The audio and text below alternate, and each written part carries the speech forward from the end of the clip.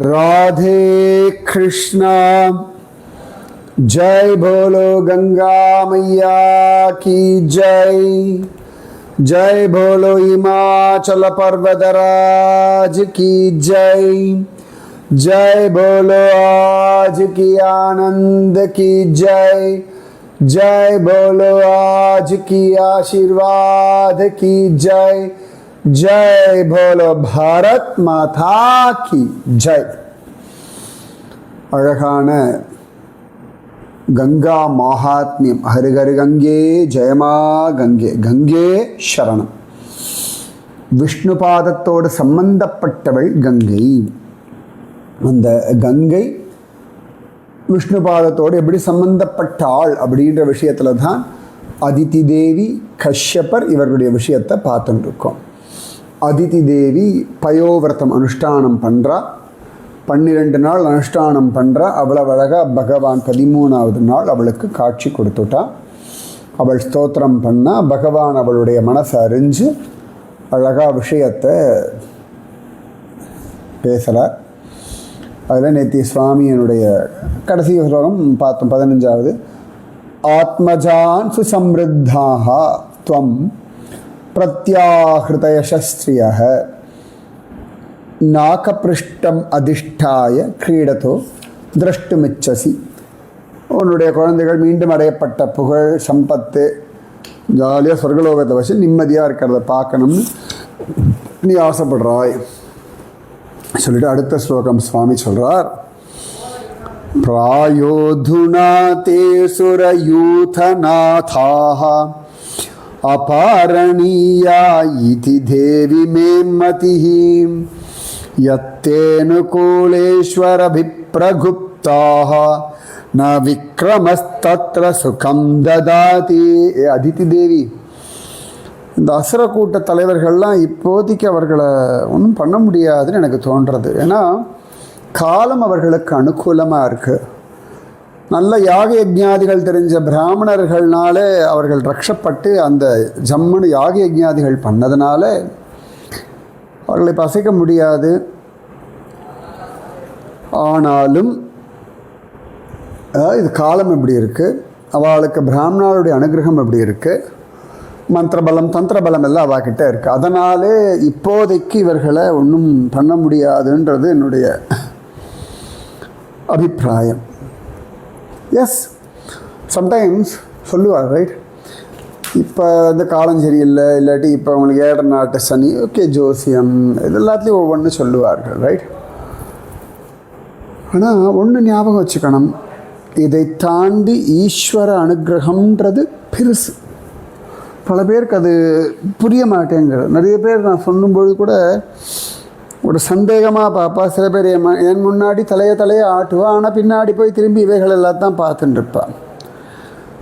பகவான் மேலே வைக்கக்கூடிய the unconditional faith can change anything, everything, any time, anywhere. அது சுவாமிக்கு அப்பேற்பட்ட பலம் உண்டு. ஸோ பகவான் சொல்கிறான், காலம்படியும் அவர்களுடைய கர்மாப்படியும் they are very strong now. அப்புறம் சொல்கிறார் பகவான், அதாப்யுபாயோ மம தேவி சிந்தயः சந்தோஷிதஸ்ய வ்ரதச்சர்யயா தே மமார்ச்சனம் நார்ஹதி கந்துமன்யதா ஸ்ரத்தானுரூபம் பலஹேதுகத்வாத்.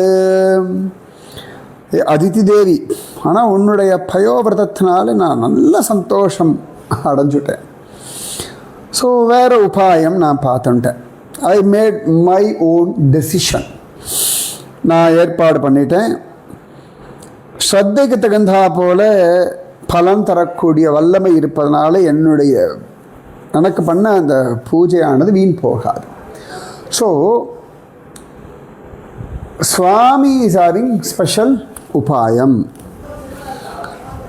உங்கள் ராசிப்படி, உங்கள் காலப்படி, என்ன வேணா இருக்கட்டும், சுவாமியால் எதையும் மாற்றக்கூட முடியும். எந்த சமயத்தில் வேணாலும் மாற்ற முடியும். ஒன்று.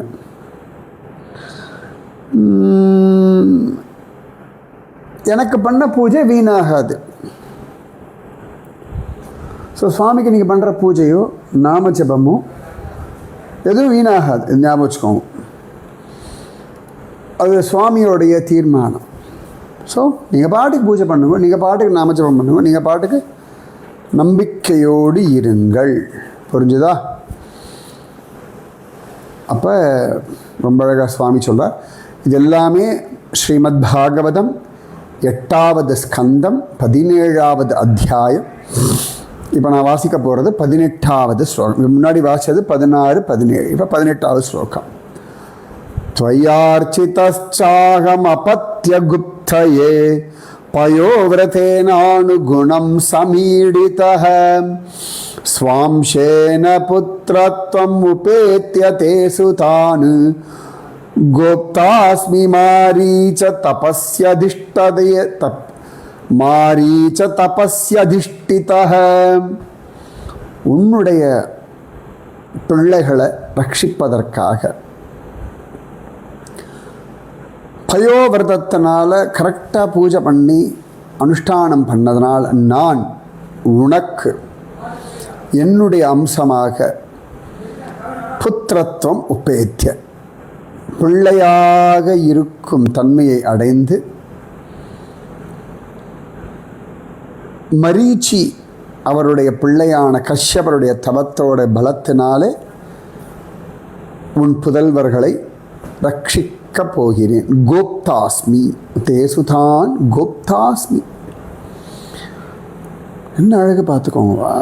இது பாசிபிள் எப்படின்னு கேட்டால், நான் உன் பிள்ளையாக வருகிறேன். பியூட்டிஃபுல் பாருங்கள். அதுதான் சுவாமி. நீங்கள் சுவாமிக்கு பண்ணுற பூஜை இருக்குது பாருங்கள், அவர்கிட்ட பண்ணுற நாமஜபம், அவர் நம்பி பண்ணக்கூடிய ஸ்ரத்தையோட கூடிய காரியங்கள் எல்லாமே நீங்கள் எதிர்பார்த்ததை விட உயர்ந்ததான ஒரு அழகான விஷயத்தை நடத்தி கொடுக்கும். இது என் வாழ்க்கையினுடைய அனுபவம். எப்பயுமே சொல்வேன், நாம் கேட்டதை விட உயர்ந்ததான ஒன்றைத்தான் சுவாமி தருகிறார். இதில் மாற்று கருத்து இல்லை. புரியுறதா? ஓம் பிள்ளைகளை ரட்சிப்பதற்காக பயோவிரதத்தினால நீ பூஜை பண்ணி நன்னா சந்தோஷப்படுத்திட்டாய்.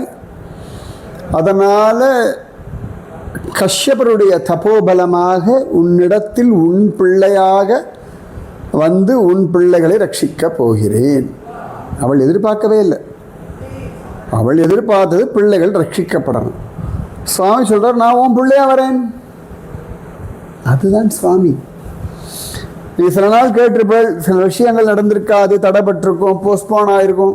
No problem, no problem. அதைவிட பெரியதான ஒன்று உங்களுக்காக விசேஷமாக சுவாமி செய்து கொண்டு இருக்கிறார். Beyond your imagination. எவ்வளோ பெரிய பாக்கியம் பாருங்களேன். என் பிள்ளை நன்னா இருந்தால் போதும் சுவாமி, என் குடும்பம் நன்னா இருந்தால் போதும் சுவாமி. இந்த மாதிரி விரோதிகள்னால ரொம்ப படாத பாடுபட்டனா எல்லாத்தையும் அபகரிச்சுட்டு போயிட்டா அப்படின்னு நீங்கள் சொன்னால்னா சுவாமி சொல்கிறார், ஓகே டோன்ட் வரி, நான் என்ன பண்ணுறேன், நான் உன் பிள்ளையாக வந்துடுறேன், அப்புறம் நான் பார்த்துக்கிறேன். இதெல்லாம் எப்பேற்பட்ட ஆசீர்வாதம், ரைட்? பார்த்துக்கோங்க. அதான் காருண்யம். இந்த கஷ்யபர் அதிதி இதுக்கு முன்னாடி ஜென்மாலையும் பூஜை பண்ணி அவர்களுக்கு பிள்ளையாக வந்திருக்கார். இதுக்கப்புறம் திரும்பி இந்த கஷ்யபர் அதிதி இன்னொரு ஜென்மா வரா, அவர்களுக்கும் பிள்ளையாக வந்திருக்கார். யார் அந்த கஷ்யபர் அதித்தியினுடைய முன் ஜென்மா என்ன, பின் ஜென்மா என்ன? ரொம்ப ஈஸி, கண்டுபிடிச்சு சொல்லுங்க. பார்க்குறாய், என்னது இந்த காருண்யமா, ஹே பிரபோ. அப்போ சொல்கிறார் அடுத்த ஸ்லோகம், ரொம்ப விசேஷமான ஒரு ஸ்லோகம், 19வது ஸ்லோகம். உபதாவ பிரதிம் பதிம் பத்ரே, உபதாவ பதிம் பத்ரே பிரஜாபதிம் அகல்மஷம் மாம் ச பாவயதி பத்யாவேவம் ரூபமவஸ்திதம். ஏ பத்ரே, மங்களகரமானவளே, உன் புருஷனிடத்தில் இந்த ரூபத்தோடு இருக்கிற என்ன மனசால் என்னையே பாவம் பண்ணிண்டு குற்றமே இல்லாதான கஷ்யப பிரஜாபதியை சேருவாயாக, உபதாய் அவரோடு கூடுவாயாக.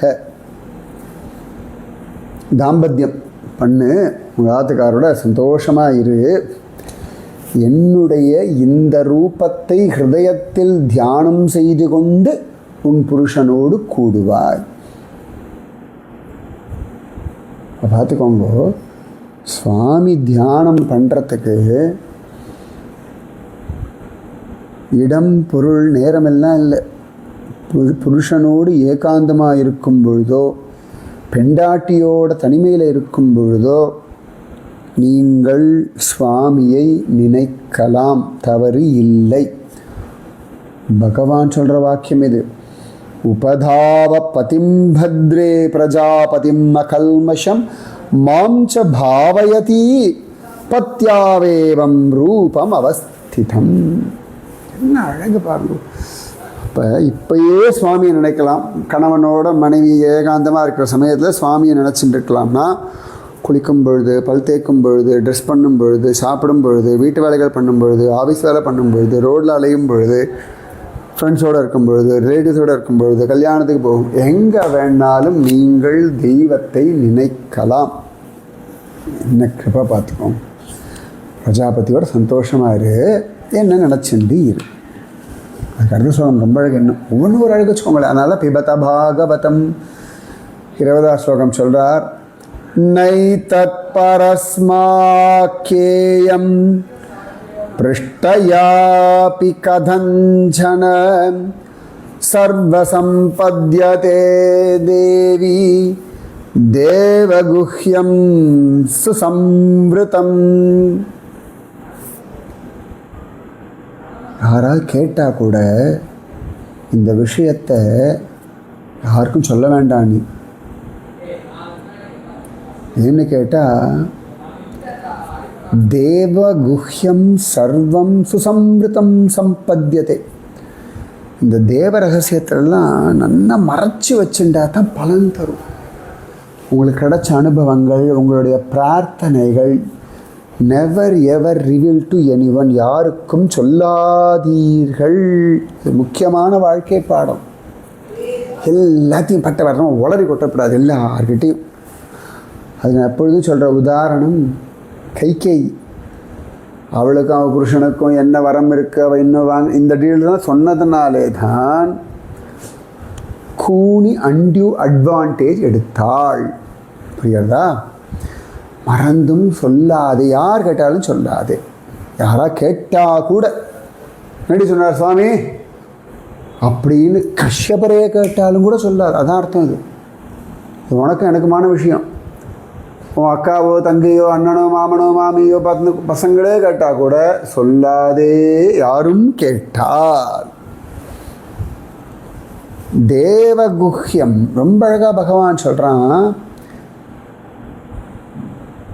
சர்வம் சம்பத்யதே தேவி தேவகுஹ்யம் சுசம்ருதம்.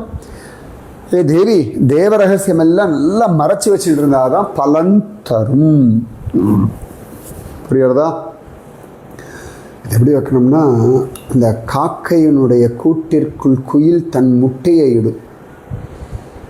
குயில் குஞ்சு இருக்கு இல்லையா, அதை அடகாத்து முட்டை பொறிக்கிறதே காகம்தான். அந்த காகம் அப்படி பண்ணும். அது பிறந்த உடனே கூட குயில் மாதிரி கத்தாது, காக்கை குஞ்சு மாதிரி தான் கட்டும். அதுக்கு காகம் எல்லாம் ஊட்டி விடும். அந்த மாதிரி ஒளித்து மறைத்து ரகசியமாக உன்னோடய போயிட்டான். அது எந்த தெய்வ ரகசியங்கள் ஊருக்கெல்லாம் தெரிய வேண்டாம். நீ என்ன பார்த்தா என்ன அனுபவிச்சு, நோ வே. அது எல்லாம் அப்படியே மறைஞ்சே இருக்கணும். புரியுறதா? முக்கியமான விஷயம் இது. ஸ்ரீ சுக உவாச்ச ஏதாவதுக்த்வா பகவான் தத்ரைவாந்தரதீயத அதிதிர்துர்லபம் லப்த்வா ஹரேர்ஜன்மாத்மனி பிரபோः உபாதாவத் பதிம் பக்த்யாஹ பரயா கிருதக்ருத்யவத் சவை சமாதி யோகேன கஷ்யபஸ்ததபுத்யத பிரவிஷ்டமாத்மனி ஹரேரம்சம் ஷபிததே க்ஷணஹ சோதித்யாம் வீரியமாதத்தஹ தபசா சிரசம்பிருதம் அமாஹிதமனா ராஜன்னு தாருண்யக்னிம் யதா நிலக.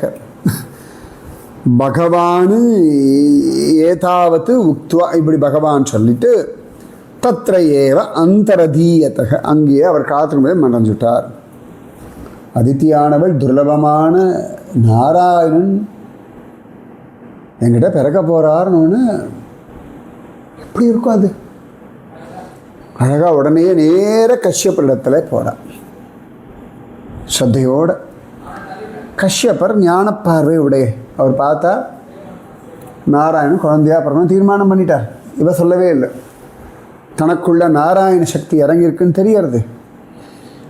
அந்த அற்புதமான பகவத் அனுபவத்தோட அவளோட கூடினார். அவளுக்கு அவர்களெல்லாம் தெரியறது. அவர் எல்லார்கிட்டையும் சமமானவர். இத்தனைக்கும் கஷ்யப்பர் தான் திதியினுடைய கணவர். திதியினுடைய பிள்ளைகள் தான் தைத்தியர்கள். அந்த தைத்தியர்கள் வம்சத்தில் வந்தவர்கள் தான் மகாபலி எல்லாம். இரண்யாக்ஷன் இரண்யகசிபுனுடைய பிள்ளை பிரஹ்லாதன், பிரஹ்லாதனுடைய பிள்ளை விரோச்சனுடைய பிள்ளை மகாபலி. இதெல்லாம் தைத்தியர்கள். கஷ்யபருடைய பேரன், கொள்ளு பேரன், எள்ளு பேரன் தான் மகாபலி. ரைட்? ஆனாலும் இது நாராயண சங்கல்பம். ஆனால் அதித்தியின் இடத்துல மகா ஸ்ரத்தையோட இந்த ஸ்ரத்தை வேணும். நிறைய ஆண் பிள்ளைகளுக்கு இந்த தாம்பத்தியத்தில் ஸ்ரத்தை இருக்கிறது இல்லை. இது ரொம்ப அழகான ஒரு விஷயம். இது அருவருப்பான அசிங்கமான விஷயம் இல்லை. இது அருவருப்பாக அசிங்கமாக ஆக்கினாதான் தப்பு.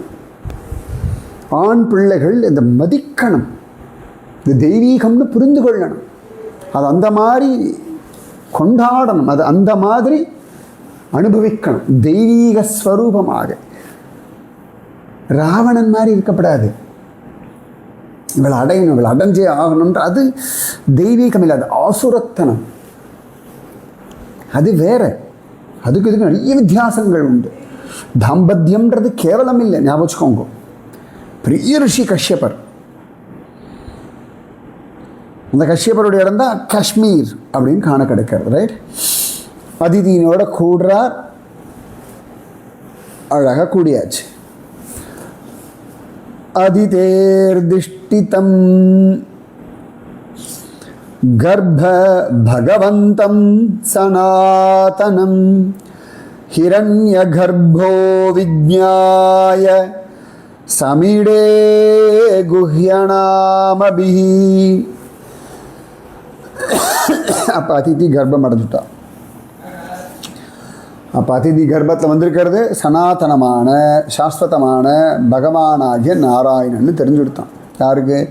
ஹிரண்ய கர்ப்பனான பிரம்மதேவருக்கு தெரிஞ்சு அவர்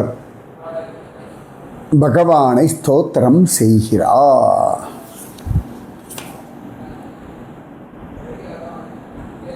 பகவான் ஸ்தோத்திரம் பண்றார். பிரம்மதேவர் பகவானை ஸ்தோத்திரம் பண்றார்.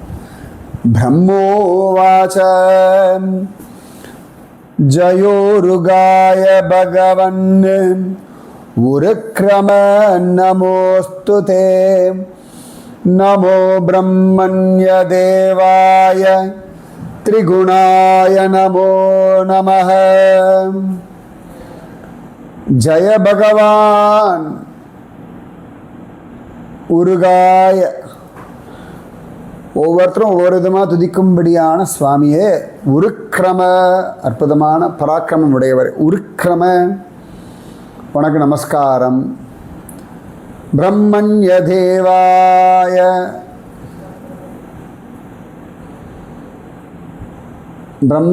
பிராமணர்களுடைய பிரம்மத்தை அறிந்தவர்களுடைய பிரியமான தேவனே, திரிகுண ரூபமான சுவாமியே உனக்கு நமஸ்காரம். அடுத்து சொல்ல, நமஸ்தே பிருஷ்ணி கர்ப்பாய வேத கர்ப்பாய வேதசே த்ரிநாபாய த்ரிபிருஷ்டாய சிபிவிஷ்டாய விஷ்ணவே. இந்த தேவியனுடைய பூர்வ ஜென்மத்தில் பிருஷ்ணியுடைய கர்ப்பமாக வந்தவனே. அவள் பிருஷ்ணி, நீ பிருஷ்ணி கர்ப்பன். வேத கர்ப்பாய, வேதத்தையே தனக்குள்ள வச்சுருக்கிறதுனால வேத கர்ப்பன், இல்லாட்டி வேதத்தினுடைய உள்ளுக்குள்ள இருக்கக்கூடிய வேதத்தினுடைய கர்ப்பத்தில் இருக்கக்கூடிய பிரபு. வேதசே, வேதஸ்வரூபனான பிரபு. த்ரிநாபாய, 3 லோகங்களையும் நாவில் வச்சிருக்கிறதுனால த்ரிநாபாய. திரிபிருஷ்டாய, 3 லோகங்களையும் ஆசனமாக வச்சுட்டு உட்கார்ந்து இருக்கக்கூடிய திரிபிருஷ்டாய. சிபிவிஷ்டாய, எல்லாருக்குள்ளேயும் அந்தர்யாமியா இருக்கக்கூடியவர். விஷ்ணவே தே நமக, அப்படிப்பட்ட விஷ்ணுவே உனக்கு நமஸ்காரம். त्वम् आदिरन्तो भुवनस्य मह्यम् अनन्तशक्तिं पुरुषं यमाहुः कालो